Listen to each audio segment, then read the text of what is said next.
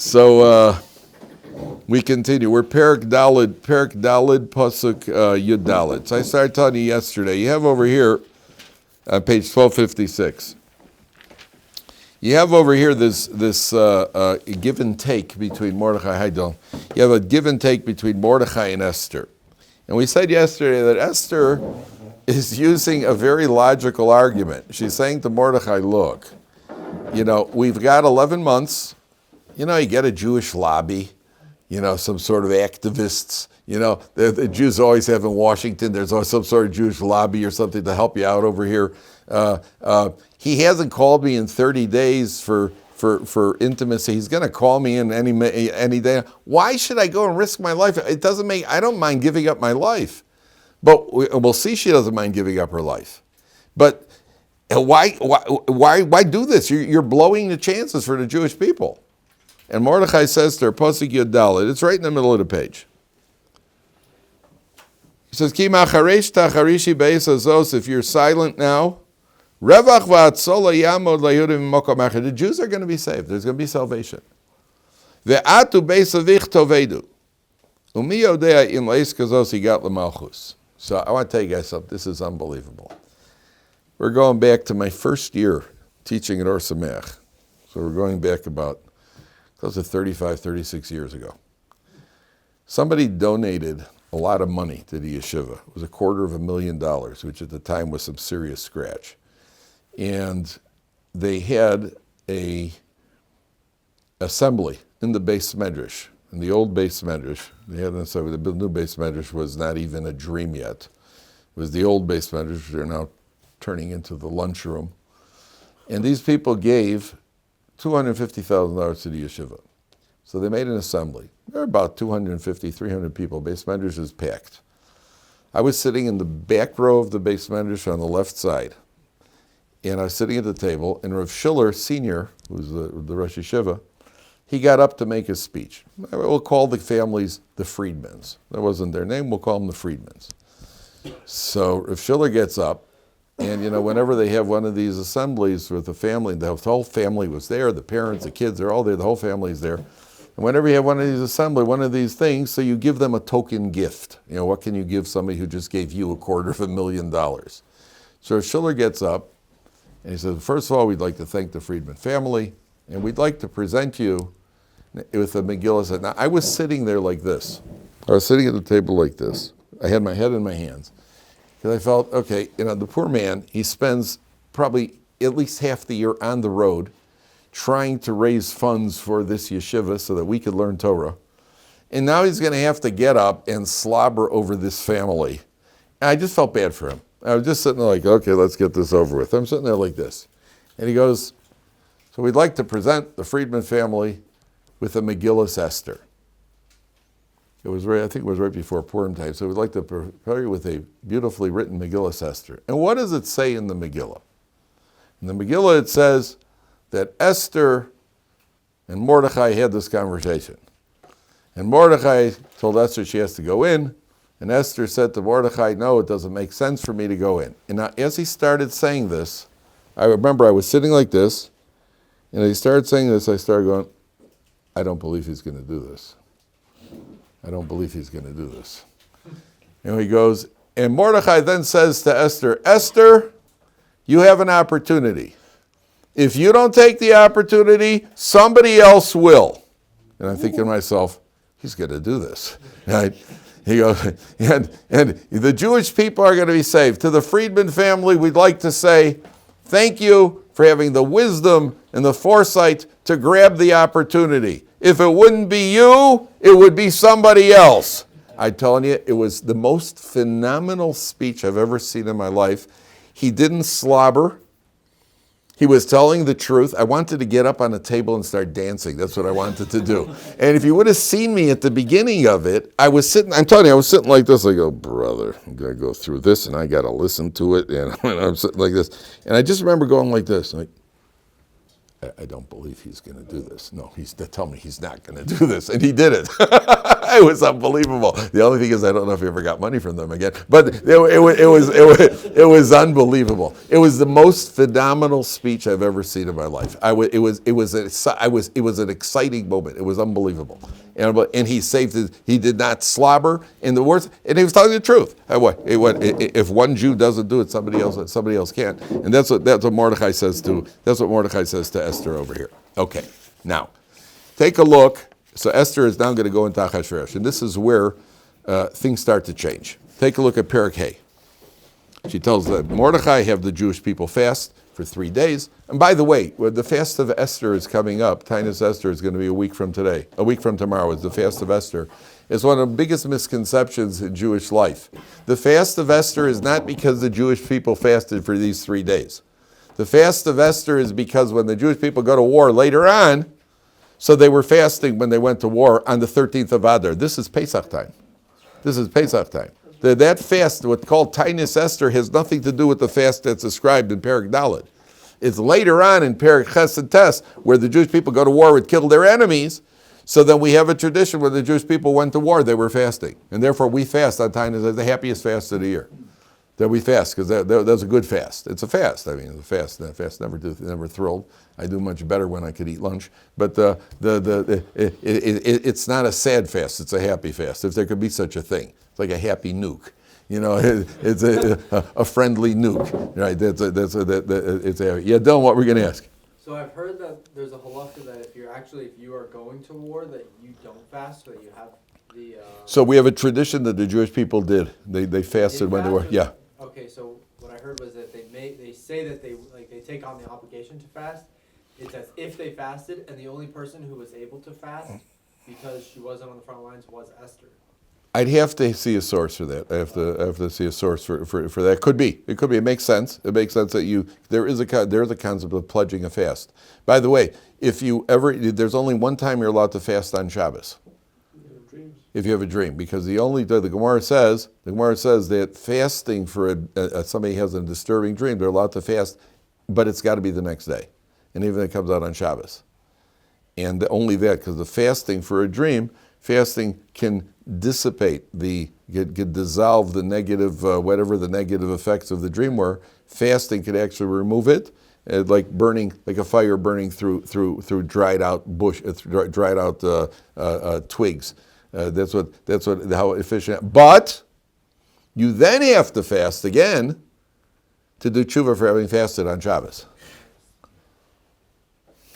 But generally throughout the year, if you have a nightmare. If you have a nightmare, you're allowed. We don't fast for nightmares. What you could do is you could do what's called the hatavas chalam. You get 3 people together, and there's a nusach they say but generally you don't have to worry about dreams. Dreams are insignificant unless you're the only time you fast, or everybody has weird dreams every night. The only time you really fast, or the time you do hatavas chalam, if you're really rattled about it. You wake up the next day and you're just kind of rattled. You're just not yourself from the dream. It's sitting on you. So there are people to do hatavas chalam. But if you have a weird dream, you get up, just eat breakfast, you'll be okay. Have a beer if you need to. You'll be okay. Sometimes you have a dream where you see somebody in the dream who got you upset. Then you see him the next day, and you're upset with the guy. You messed me up in the dream yesterday. I was about to score a goal and you blocked it. You see the guy the next day. What are you doing here? You messed up my sleep. But we don't do that. Okay, now take a look at Perek Hay. Where is it? Okay. Vahi bayom hashlishi was on the 3rd day. On page 1256. Vatil bash Esther malchus. Esther wears her royal garments. Vatamod b'chatzar beis hamelech hapnimis nochach beis hamelech. She stands in the inner courtyard, facing the king's chambers, wherever the king was. V'hamelech yoshev al kisei malchusa bebeis hamalchus. The king was sitting on his throne. Nochach pesach habayis. Miracle number 1. Achashverosh, the commentaries say, he usually sat facing a certain direction. He happened to be in other words, coincidences. He happened to be facing the direction where Esther was coming in, and therefore was able to tell the guard, don't kill her. Had he been facing this way like he normally does, the guard's got orders. She wasn't called in. He's got orders to kill her. Vayihi, next pasuk base. Vayihi, kiros hamelech es Esther hamalka, omedes bechotzer. When Achashverosh saw Esther standing there, Nosach chen be'einav, she found favor in his eyes. That's on the one hand. On the other hand, Vayoshet HaMelech LaEsther Sharvita Zav, he extends the golden scepter, Asher Biyado. Vatikra Esther Vatiga Brosha Sharvit, she touches the scepter. That's how you get permission to talk to the king. But put yourself in Achashverosh's position. Achashverosh is sitting there, and he sees Esther. Achashverosh is thinking to himself, she just risked her life. The guy knows, the guy's sharp. He's thinking to himself, she just risked her life. She knows that she risked her life. I know that she risked her life. She knows that I know that she knows she risked her life. And I know that she knows that I know that she knows so that she risked her life. And what is your reaction? Gentlemen, if you're a husband and you come home on a regular Tuesday night and the table's set really nice and there's like your favorite Hawaiian chicken with a fresh blueberry pie on a Tuesday night, what's your reaction? Okay. What's this going to set me back? All right, what's going on? So you can sit down at the table, your wife says to you, it's just because you're special. I want to tell you something. If you believe that, you really are special, like special education. That's what I was like, okay. And then your first look is, wow. Now, Achashverosh is like, wow. He sees Esther. She's gorgeous. Wow. Oh. She just risked her life. And she knows I know she risked her life. Okay. What's it going to be? Achashverosh is ready for a big one now. Now put yourself in his shoes. V'yomer la'amelech, maloch Esther hamalka, u'ma bakashosech ad chatzi hamalchus ziyah. What would you like? I'll give you up to half the kingdom. Give you up to half the kingdom. And the Gemara says, but not the Beis HaMikdash. Not the Beis. He's got this Beis. He doesn't know she's Jewish. And he has no reason to suspect that she wants the Beis HaMikdash. But it's so much on his mind that, okay, give whatever you want, but not the Beis HaMikdash. It's like, hey, did I say a word about the Beis HaMikdash? What do I care about a Beis HaMikdash? I don't know. It's the first thing about it. But that's what he's covering. So now she's getting ready. Where is it said about the Beis HaMikdash? The Gemara says that's what it's called. Vatomer Esther, imal hamelach tov, if it finds favor in your eyes, yeah. Okay, that's it. Let's hear it. Yavo hamelech ve'Haman hayom el hamishta asher asisi lo. I want the king and Haman to come to a banquet which I've made. Now this lady is good. She says, which I've made for him. Who's him? Is him the king and the third honorable, respectful third pres? Or him could also be understood as Haman. So what does Achashverosh hear in this? I'd like you and Haman to come to a banquet. Achashverosh only hears one thing. She just risked her life for Haman. His entire view of Haman changes at this moment. Haman, who's his what do you call it? His second in command, and everything is Haman, and all of a sudden it's Haman, right? What's going on? He's no dum-dum. She just risked her life to invite Haman to a banquet. How quaint, right? Oh, I'm just so happy to hear that. Okay, so they go to the banquet. Now, if you take a look at the last letters in pasuk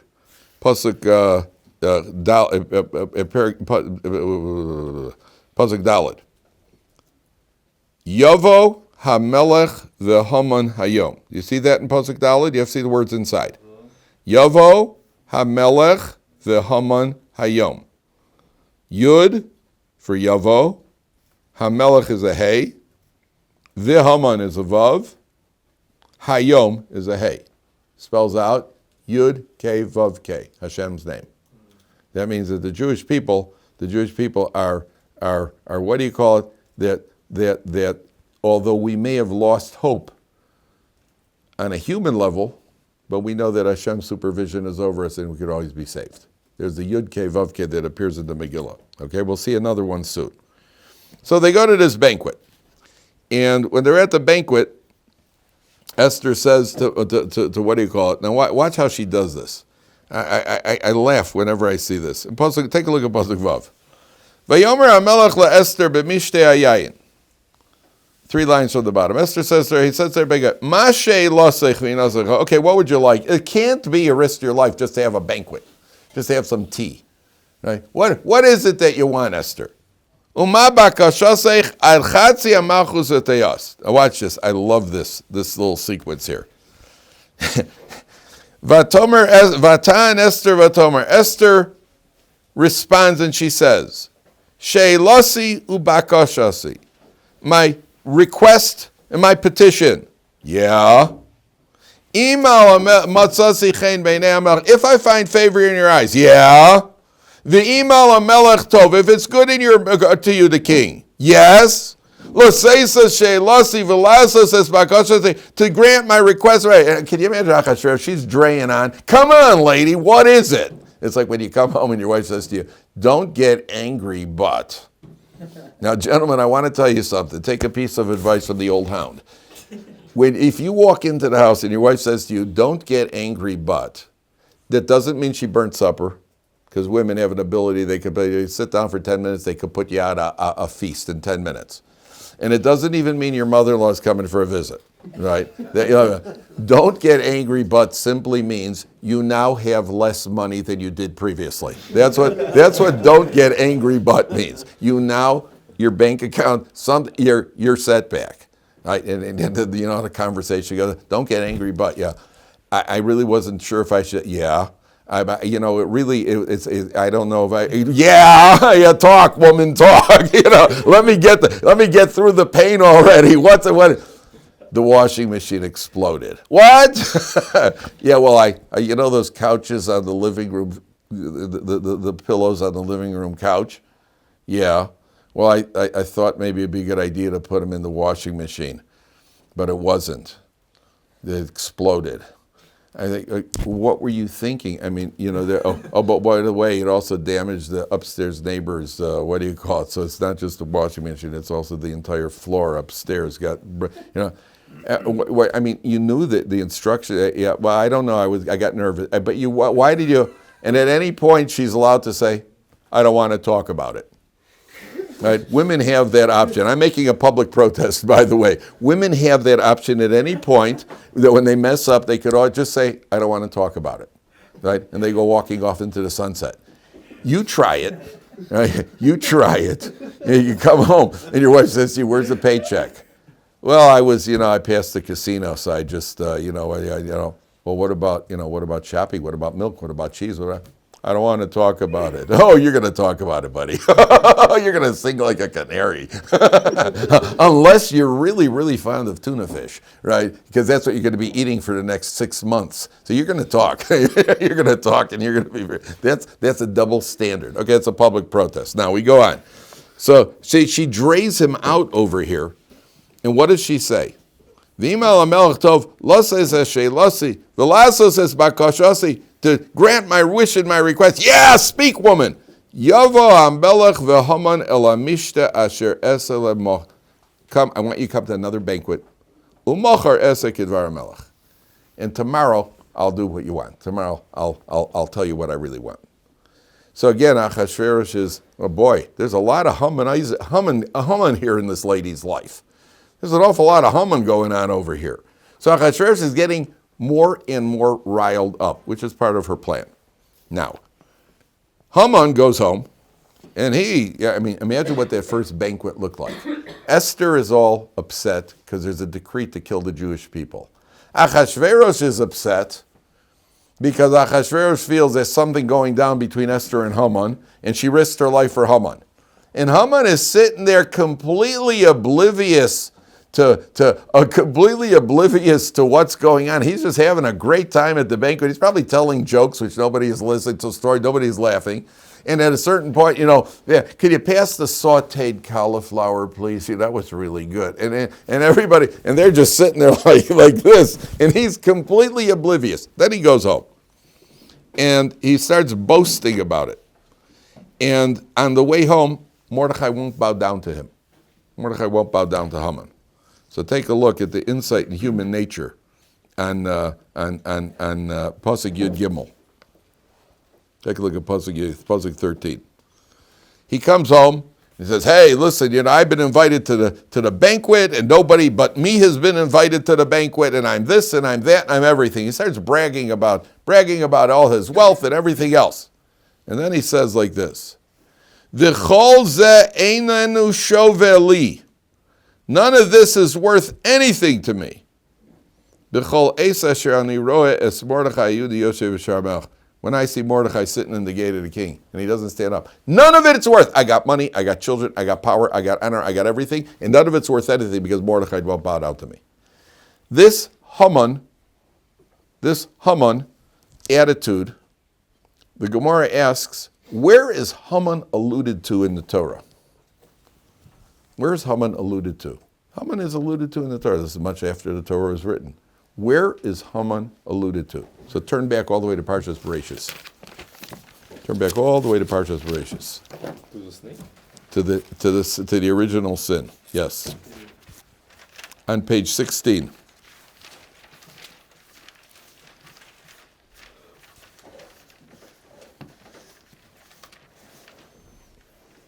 On page 16, 7 lines from the top. After the sin, God says to Adam Rishon, "Where are you?" And Adam says, "Well, I was afraid because I'm naked, so I was hiding." Vayomer, 7 lines from the top. Mi higid lecha ke'erim ota. Who told you you're naked? Hamin ha'etz asher tzivisicha levelti achol. Did you eat from the forbidden tree, which I told you not to eat from? Look at the word hamin.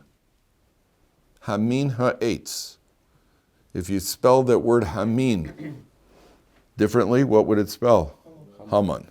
So Gemara says, where do we find Haman alluded to in the Torah? Right here in the pasuk. Hamin ha'etz asher tzivisicha min acholta. Did you eat from the forbidden fruit? What does that mean? What does it mean? What, a play on what? Oh, Haman, Hamin, Haman, Hamin. What they're trying to tell us here. The answer is, why did Adam eat from the fruit? The same. It's a Haman symptom. You know what the Haman symptom is? You got everything. One lousy Jew won't bow down to you. One lousy Jew. What's Mordechai? He's insignificant. You're the most powerful. That lousy. So nothing is worth anything. I got nothing in life. Everything I got is worth nothing to me because of that one thing I don't have. That's a Hamanitis. It's Haman. It's a Haman disease, which unfortunately many of us suffer from. What did Adam Harishon? He had everything. You've got Gan Eden. You've got all the good things in the world. One thing was missing. That's the one thing that you needed.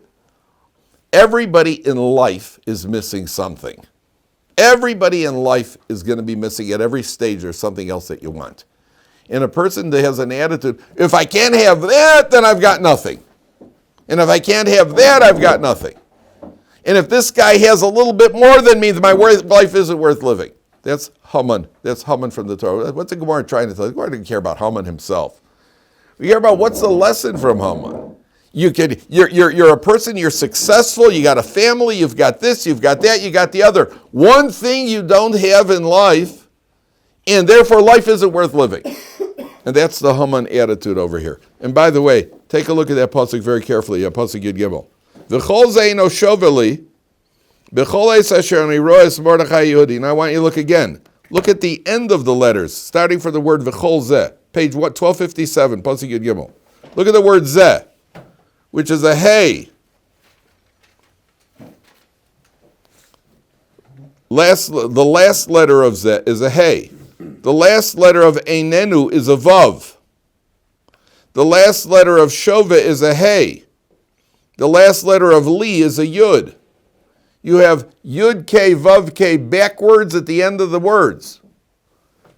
who's talking? Haman. Haman sees no divine presence of God in the world. He sees no hashgacha. It's all about what I can do or what I can achieve.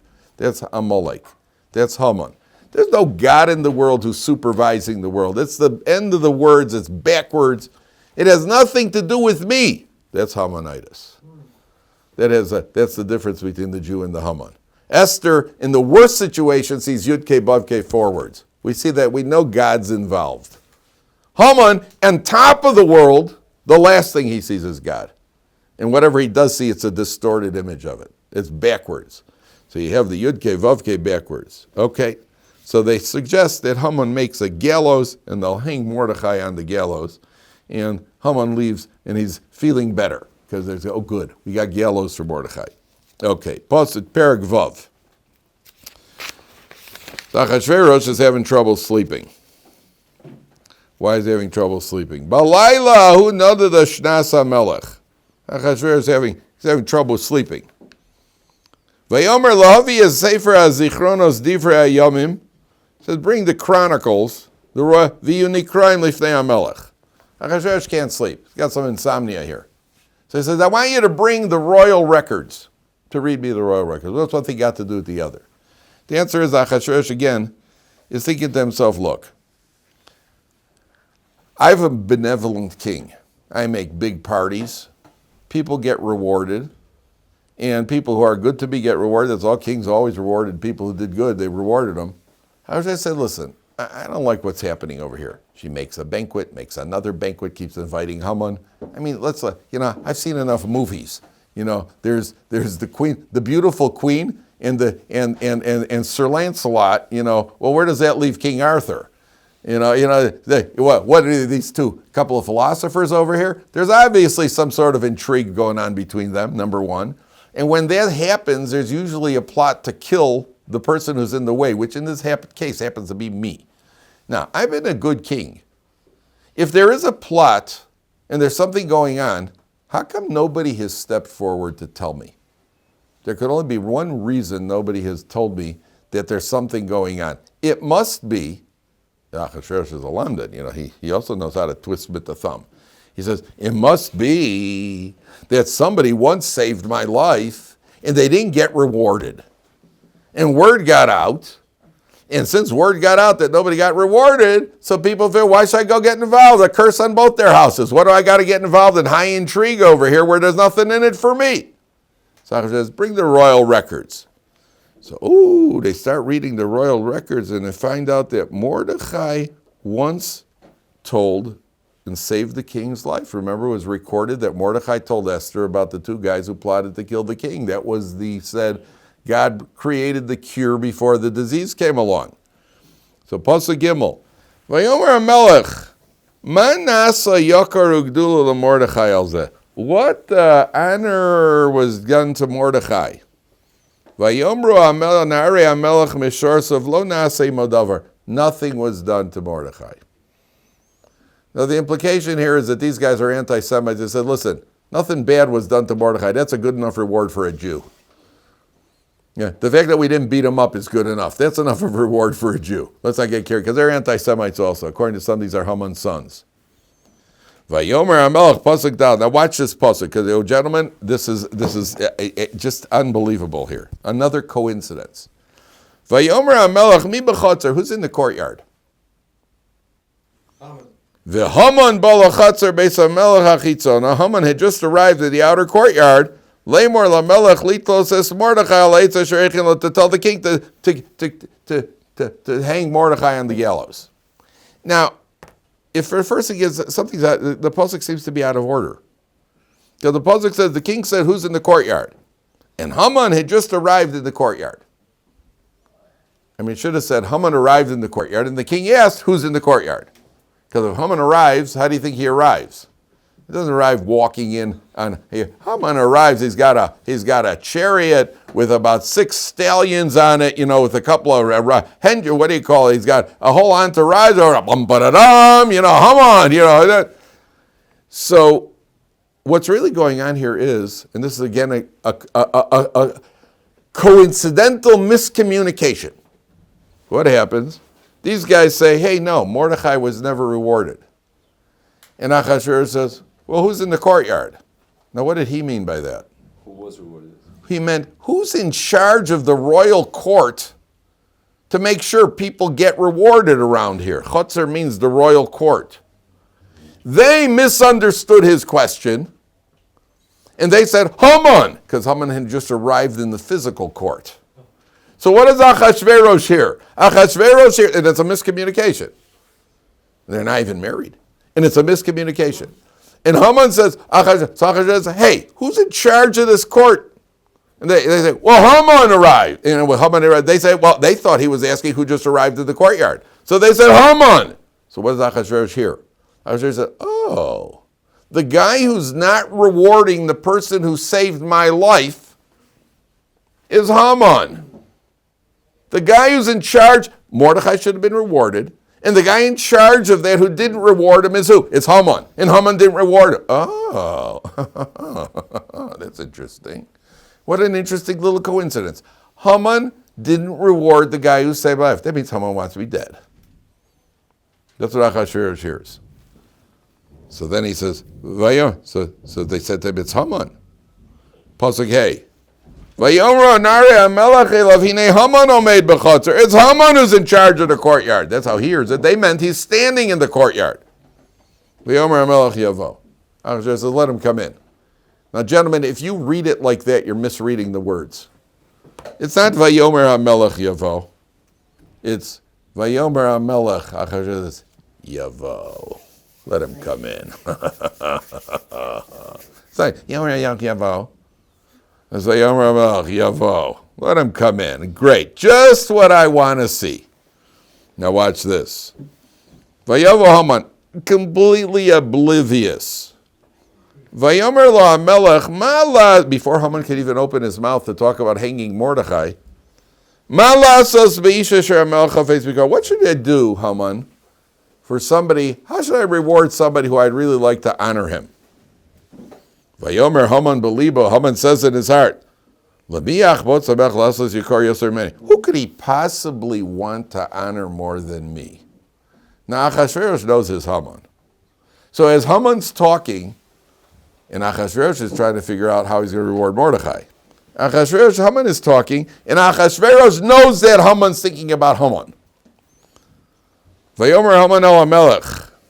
Isha asher HaMelech chafetz bikro. A man the king wants to honor. I could just see Haman talking. He says, I see it now. The man that the king wants to honor, Yaviu levush malchus asher lovo HaMelech. Bring the royal garments that the king has worn. Now Haman's gone. He's somewhere else. He's living it. And Achashverosh is looking at him like, the royal garments, huh? The royal garments. No kidding. Royal garments. So you already got designs on the throne, huh? Just what I thought. The sus asher rachav alav HaMelech. A horse, which the king has ridden. Oh, a horse too, huh? Okay. Ooh, isn't that Against Torah law. Haman's not talking about Torah law. Haman's talking about Achashverosh law. You're right. That's why Achashverosh. Yeah, listen, you don't write on the king's law. It's like a guy saying, imagine you go to the president, and the president says, what should I do to reward somebody who I want to honor? You say, I'd say, first of all, let's start with the presidential limousine. Oh, no kidding. The limousine, huh? The limousine, huh? Yeah, and also you give him the black box. Oh, that too, huh? He doesn't wear it. Then Haman says, Vasher nitan keser malchus barosho, and that he should have the royal crown on his head. The Medrash says Achashverosh gave him such a dirty look at the point that he mentioned the crown. The crown is the ultimate sign of he gave him such a dirty look. Haman, you don't find, he drops that request. So Haman finishes, and he says, give the dress, give the clothing to somebody, to one of the royal officials, and parade through the streets announcing, this is how the king rewards a man. Okay, Haman's probably out of breath at this point. He goes, that's what I think. Right, you can just see him. He's all worked up, and he's waiting for a response. Vayomer HaMelech laHaman. So Achashverosh, I could see him smiling at this point. Achashverosh, at this point, is probably the first time he's been smiling in days. Maher, quickly, yes. Take the horse and the garments as you spoke, yes. And I want you to do that for Mordechai. Ooh, this is not where I was going with this at all. And then, Al tapel dover mikol asher dibarta. Don't leave out any of the details. And Haman understands right now, as soon as he hears this, he understands he's within an inch of his life right now. He understands good. Achashverosh says, don't leave out any details. And there says, the Medrash says, the Gemara says there was a conversation. Achashverosh says, do it to Mordechai. And Haman says, oh, crumbs. You're like, there are a lot of Jews named Mordechai. He says, there are a lot of people named Mordechai. He says, Yehudi, the Jew. There are a lot of Jews named Mordechai. Hayoshev Bishar Abel, the one who's sitting in the gates of the king. There's only one of those. No, not him. Not him. It's like telling me to do this to a White Sox fan, right? Could you imagine? Right? A fate worse than death. And he says, I'll tap el dover because you're. Don't leave out any details, someone. Don't leave it. And with a big smile. Now, why does Achashverosh want to do this? Why does Achashverosh want to do this? You see, again, it's not just let's get Haman right in the kishkis. Achashverosh is of the opinion that, well, if nobody has told me what's going on, they haven't been rewarded. Well, I'm going to show them. I'm going to show everybody here what happens when you save the king's life. Mordechai, who saved the life, gets put up on the horse, the royal horse, with the royal garments. And who's leading him around? Specifically Haman. Why does he choose specifically Haman? To communicate to anybody who's watching that if you are good to the king, you have no one to worry about, not even Haman. You're above Haman. You're on the horse. You're above Haman. He's got a plan. It's not just because on a spur of the moment, like, let's make Haman feel bad. Like, write 500 times, I will not kill the king. No. As to make sure everybody sees this, because this is going to be a public demonstration. So what happens? Haman goes and he takes the horse, puts Mordechai on there, and he leads him around. Vayikra lefanav kacha yasel ish 1258. I mean, you got crowds of people on the streets. The crowds and mobs are out there. It's like a celebration. And everybody sees Haman is reading about Mordechai. Hear ye, by the order of the king. Kacha yasel. It's all up in here. Oh. And then Haman comes home, Ovel v'chafui rosh, shamefaced and in a state of mourning. Now, why is he in a state of mourning? Everybody knows the famous Medrash. He's leading Mordechai around, and there's his daughter is on the roof, and she's got the chamber pot. And she figures, okay, I'm going to get that Jew good and proper. Well, she can't see, she's far away. He's down on the horse on the street. And she figures the guy on the horse must be her father. And the guy leading the horse must be Mordechai.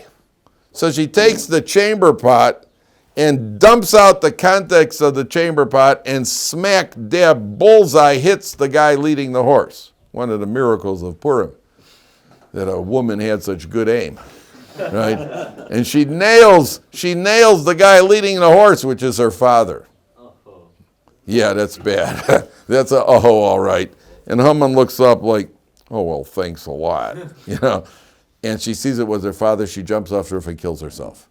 So he comes home. Not only he's ashamed, he's in a state of mourning because his daughter just got killed. 1 second, it gets better. Perek Zayin Pasuk Aleph. And Haman comes home and he's fetching to his wife and look what I've gone through. Last Pasuk, Yud Daled, 1258, Yud Daled. Oda medabrim imo, they were in the middle of talking to him. V'sarise hamelech higiu, the king's officials arrive. Vayavilu lavi as Haman al hamishta asher asa Esther. By the way, party time! Haman, let's go. The last thing he wants to do is go to a party. And the Medrash says he didn't even have time to wash himself off. So in comes Haman with Haman who's anyway not in party mood right now. It's like being invited. It's like being invited to a celebration where your best friend just got the promotion that you wanted to get, and you're kvetching at home. But boy, I really wanted. And all of a sudden you get a text or whatever it is. We're making a party celebrating Ralph's promotion. That's just great. Just what I want to know. Just what I've always wanted to do. And he gets called. And by the way, he can't say, "Hey fellas, wait." They're hustling off to the party. Okay, they get to the second party. And they're sitting there, and Achashverosh finally says to Esther, and Esther says to Achashverosh, Pasuk Zayin, Pasuk Vav. They're at the party, and Esther says to Achashverosh, Vayomer, she says, okay, what do you want, lady? And she says in Pasuk Daled, I want my life, because we've been sold off to be killed. And Achashverosh says, who dare do such a thing? Pasuk Vav. Vatomer Esther, Ish tsar ve'oyev Haman Orazeh, that evil Haman. Haman nivas mifnei hamelech v'hamalcha. Haman was how does he translate nivas? Haman trembled in terror for the king. They're at the party, and Achashverosh says, okay, what happened over here? He says, I want my life. What do you want, Esther? I want my life and the life of my people. There's a decree, we've been sold down the river. By who? By him! Points to Haman. There's a medrash that says, by the way, she was started to point at Achashverosh. And the malach came and just moved her hand, because it's not good to point to say, it's you clown. So the Medrash, she pointed at Haman. Oh, v'hamelech kam b'chamoso b'mishtei hayai, and the king gets up in his wrath. El gida sabita, and he goes out to the garden. V'Haman amad levakesh al nafsho be'Esther HaMalka. Haman was begging for his life. Ki ra ki cholsa lavira meis hamelech. He saw that that he's doomed from the king, so he's begging for his life. Now, the Medrash, the Gemara says he went out to the what do you call it? The king's courtyard. We got this beautiful courtyard. The Gemara says there were angels out there chopping down trees. He says, "What are you guys doing? What are you chopping trees for? They look like workmen. They look like work. They're chopping down trees." Achashverosh says, "What are you chopping down trees for?" He says, "Haman gave us orders." So what does he hear in that? Oh, already palace renovations. He's ready to move in. He's ready to move in already. Wow! Not even waiting until I'm gone. He's already renovating. So Achashverosh comes back in. He comes back in. The Haman nofel al amita asher eser leh. He's fallen all over her on the couch. Now the Medrash says he was begging for his life. He's crying. Esther was in a state of test right now. There's a major test for Esther. What was the test? Grant him life or not. What's this? Similar to when her grandsister Shaul HaMelech had mercy on Agag. And you're talking about a soft-hearted, frum Jewish woman who makes gefilte fish, the kindest and the sweetest, that they don't come any better. And this guy is crying and begging for his life. There isn't a Jewish woman in the world who would be able to withstand that test. This is a tremendous test for Esther. And Esther won't let it go. And Achashverosh takes one look while Haman's begging, and the Medrash says the angel, not only he was begging, he kept pushing Haman onto Esther on the couch. That looks bad. And Achashverosh comes in, Vayomer HaMelech, Hagam lichbosh es hamalka imi babayis? Well, you want to conquer the queen with me in the house? With me in my presence you're doing it? Hadavar yotze mipnei HaMelech. The words came out of the king's mouth, Ufnei Haman chafu. They covered Haman's face. In the old days, when the king got ticked off, nobody wants to be around the king in a bad mood. And people all understand that Achashverosh is in a real bad mood, and what's getting him in a bad mood is this Haman. So they take a cloth and put it over Haman's face. Get that face out. Get it out of Achashverosh's face. Get his face out of Achashverosh's face. And then Charvona sticks in his 2 cents. Vayomer Charvona echad bisarisim lifnei hamelech. Charvona, who was involved in building the gallows for Mordechai, all of a sudden he popped, the ultimate fair weather fan. Gam hinei ha'etz asher asam. Hey, there's the gallows which Haman made LeMordechai asher diber tov al hamelech. Oh, Achashverosh, if he wasn't upset enough, talk about throwing fire, wood onto the fire, another log. Also, Charvona pipes up. He says, "Hey, there's the gallows," because the gallows had been built because Haman wanted a nice high gallows, so while he's at the party, he could watch Mordechai getting hung. That increases appetite. And all of a sudden, Achashverosh says, Achashverosh, who's already out of control, and he's absolutely mad with anger over here. And also Charvona says, "Oh, by the way, there's the gallows that Haman made for Mordechai, who saved the king's life." Oh, people saved my life, that's who he wants to hang, huh? Vayomer HaMelech tluhu olav. Hang him. Vayitlo es Haman al eitz asher hechi leMordechai v'chabas HaMelech shechach. They hung Haman, and the king's wrath subsided. There's a medrash that says Mordechai led the hanging party. And the king's wrath subsided alludes not only to Achashverosh, it means Hashem's wrath that has still been unleashed since the time of Agag. That wrath has already been subsided. They now have killed Amalek. That wrath was pending. The one question that's left over here, then the Jews get out of it, that you're going to go through with the right Madelon. The one question left over here is, why did Esther wait to the second party?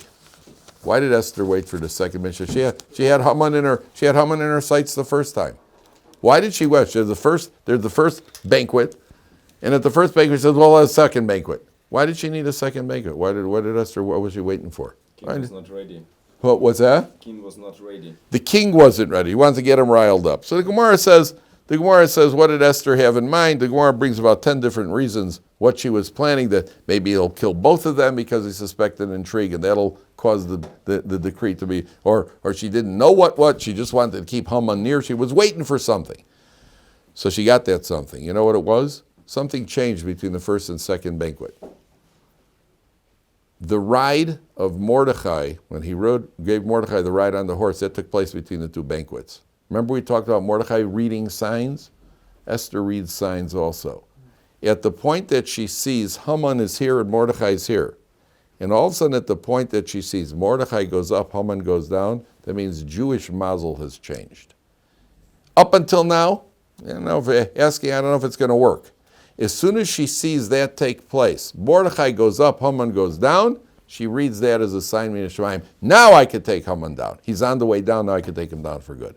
And Haman gets hung, and like Yehudim Ora v'simcha. Okay, next week we're going to continue with Vayikra, Parshas Vayikra.